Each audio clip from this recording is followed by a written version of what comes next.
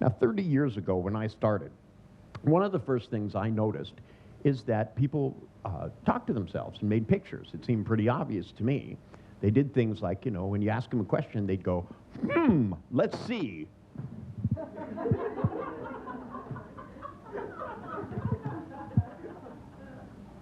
You know, and you'd say to them, do you want to go to the movies? And they go,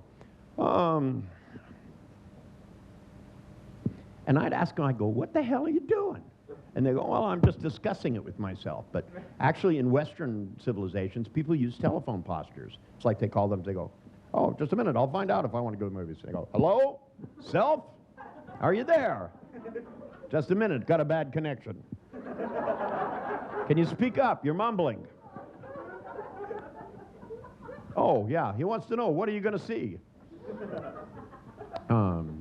And that when people touch themselves at the midline and use words like I feel, I think that's pretty much a dead giveaway, don't you?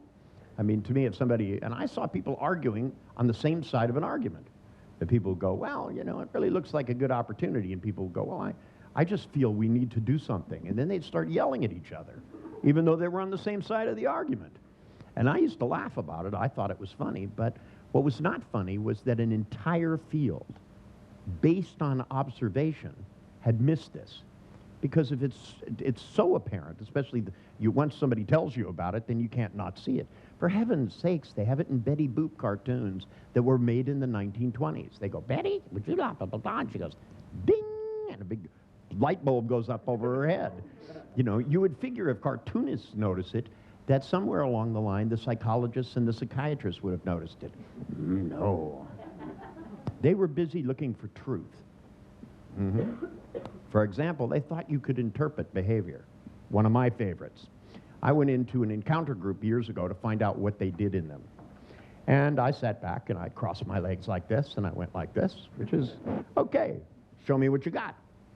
And this psychologist leaned forward meaningfully and looked at me and he said, aha, Mr. Bandler, I see that you're closed to new ideas. And I never considered myself to be closed-minded. In fact, if anything, I haven't got a good enough memory to be closed-minded. I can't really remember what I believe in that well. But I looked at him and I said, how do you know that? And he said, well, your arms and your legs are crossed. And I said, because my legs are crossed, new ideas won't go in? Is this what you're saying to me? Because I don't think that's the hole they use. And he became very offended. He said, look, if you were better educated, if you understand Sigmund Freud. And I said, sick man fraud? This is a guy that actually, I mean, Sigmund Freud did some interesting things.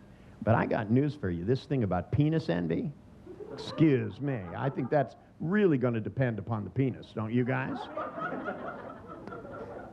And that crap about wanting to sleep with your mother, excuse me, where I came from, that's considered sick. I mean, you know, and he's going, yes, I want to sleep with my mother. Yes, sick man. You know, it's enough to make you believe in word magic, isn't it? That anyway, I mean, there are still Freudians climbing around trying to have people... See, for example, the theory behind Freudian, quote, psychoanalysis, people come in and free associate.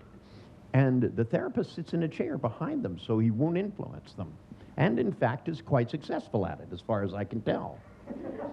That the more they don't influence people, the less influenced they are. But it seems to me that most of us are in the business of influencing people. So what we need to do is to maximize our ability to have an impact upon their internal processes.